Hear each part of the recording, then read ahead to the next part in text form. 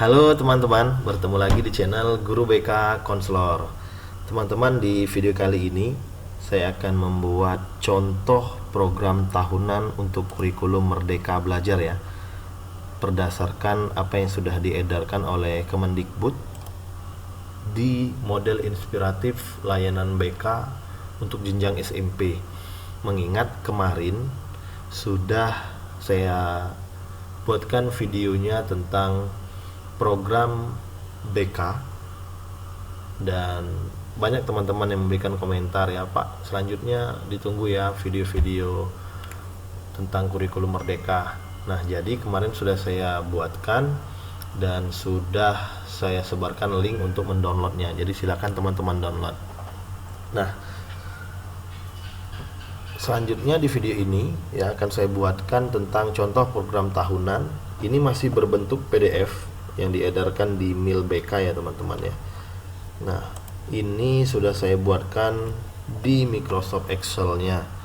Jadi teman-teman tinggal mengubah dan menyesuaikan dengan kebutuhan kegiatan layanan teman-teman di sekolah masing-masing. Oke, ini sudah berbentuk Excel. Ya, sudah berbentuk Excel. Jadi teman-teman nanti silahkan sesuaikan dengan keadaan sekolah atau madrasah teman-teman. Nah, di sini terdiri dari aspek perkembangan, capaian layanan, 3 tahapan internalisasi tujuan, mulai dari pengenalan, akomodasi, dan tindakan. Selanjutnya pelaksanaan layanan, ada 4 komponen penting, yaitu bidang bimbingan, komponen program, strategi layanan, dan teknik layanan. Nah, di sini ada waktu pelaksanaan 1 tahun, mulai dari Juli sampai dengan Juni. Kita mulai dari aspek perkembangan yang pertama. Di sini ada landasan hidup religius, ya. Capaian layanannya memperbaiki kebiasaan perilaku yang kurang sesuai dengan keyakinannya.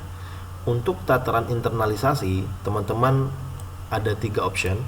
Biasanya untuk pengenalan ini teman-teman yang di jenjang SMP ini kelas 7 ya, dibuat saja misalnya nih di RPL-nya tataran internalisasi tujuannya teman-teman menggunakan pengenalan. Isinya mengaitkan nilai-nilai agama yang telah dipelajari dengan aktivitas sehari-hari. Nah, untuk tahap pengenalannya, materi yang bisa teman-teman kembangkan itu seperti mengenali jenis-jenis doa ya, jenis-jenis doa. Nah, karena tahapnya pengenalan.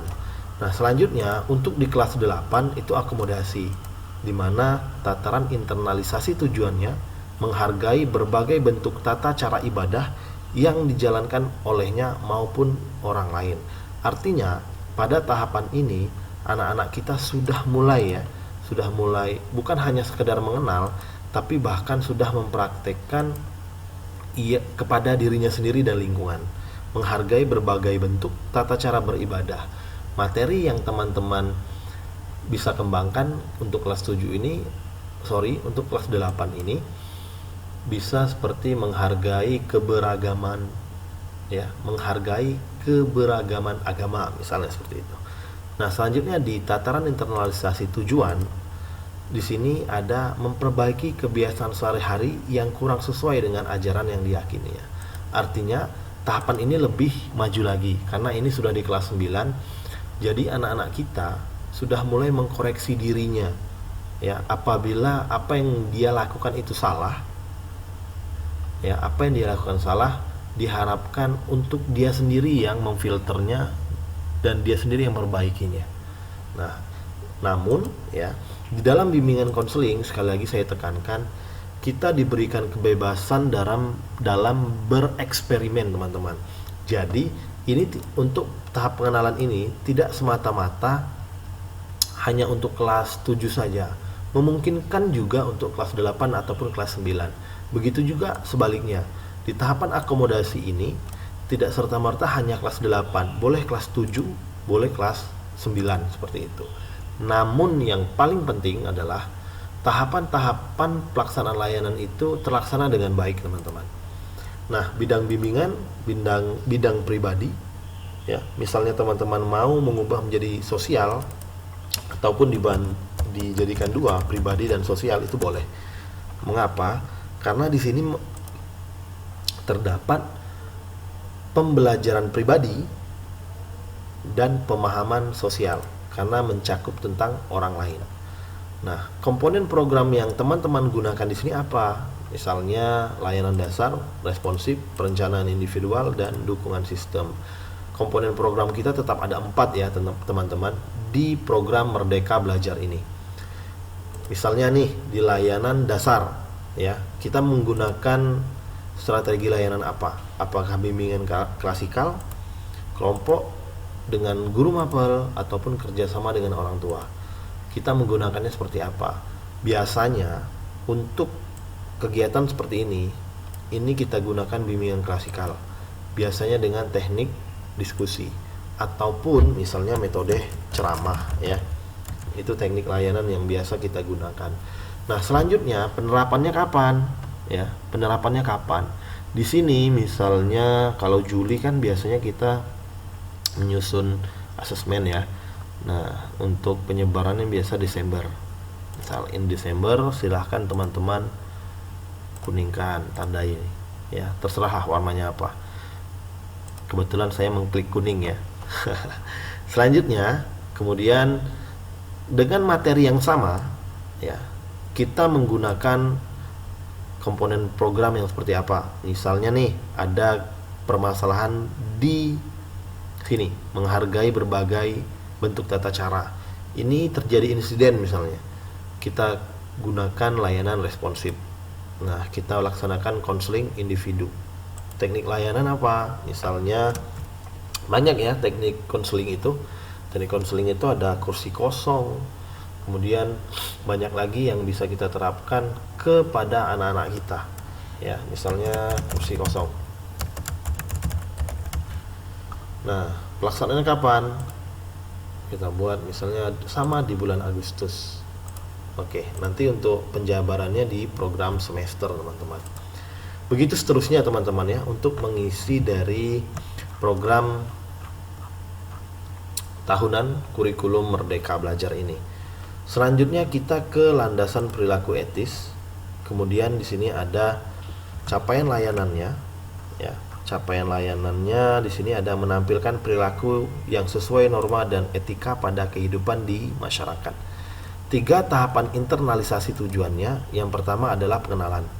Pengenalan itu ada mengaitkan norma dan etika perilaku sosial remaja dengan permasalahan remaja yang sering terjadi pada lingkungan masyarakat.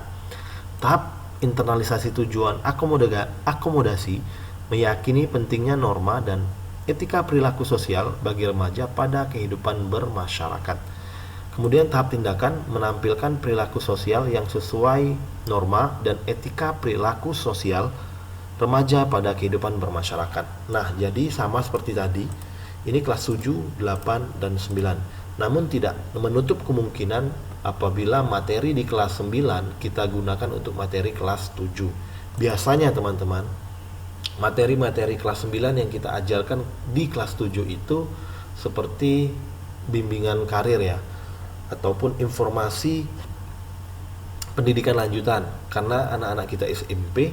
Jadi materi itu seperti pemahaman awal kepada anak-anak bahwasanya sekolah lanjutan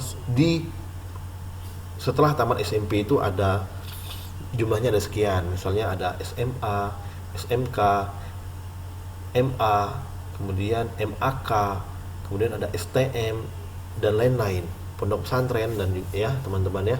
Nah, jadi tidak menutup kemungkinan materi-materi kelas 7 diberikan juga untuk kelas 8 ya, ataupun untuk kelas 9. Yang penting teman-teman semuanya itu sesuai dengan kebutuhan siswa kita. Jadi sifatnya dalam bimbingan dan konseling itu sangat fleksibel dan sangat mempermudah guru BK dalam melaksanakan layanannya.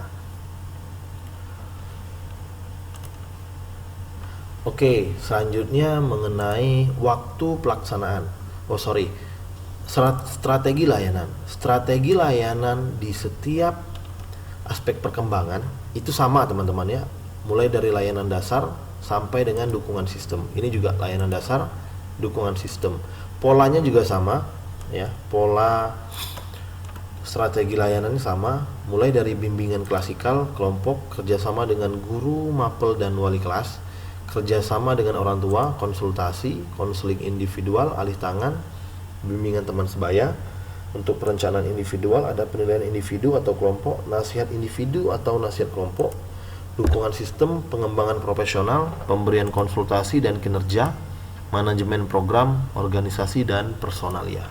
Nah, jadi untuk waktu pelaksanaannya silakan teman-teman tandain ya.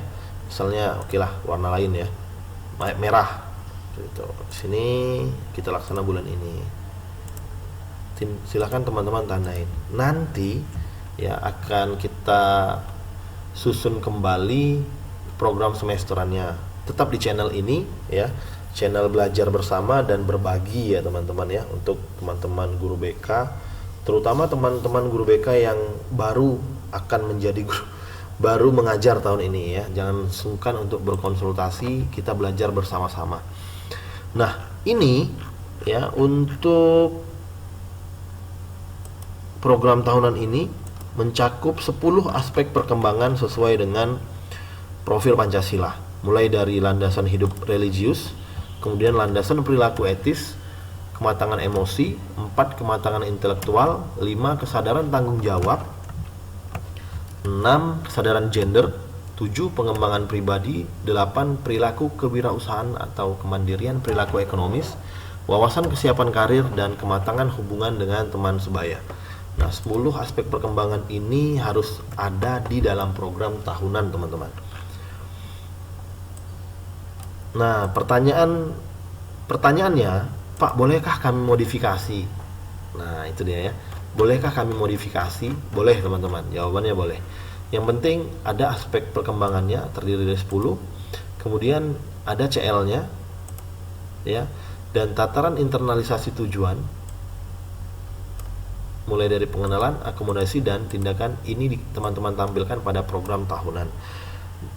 Kemudian bidang bimbingan ini boleh teman-teman modifikasi, disesuaikan dari hasil asesmen teman-teman ya.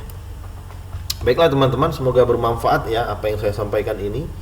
Apabila teman-teman merasa video ini atau channel ini bermanfaat, silakan di subscribe, like, berikan komentarnya. Semoga saya terus bisa berbagi informasi, dan semoga ini menjadi ilmu yang mengalir ya. Baiklah teman-teman, saya akhiri billahi taufik wal hidayah. Assalamualaikum warahmatullahi wabarakatuh.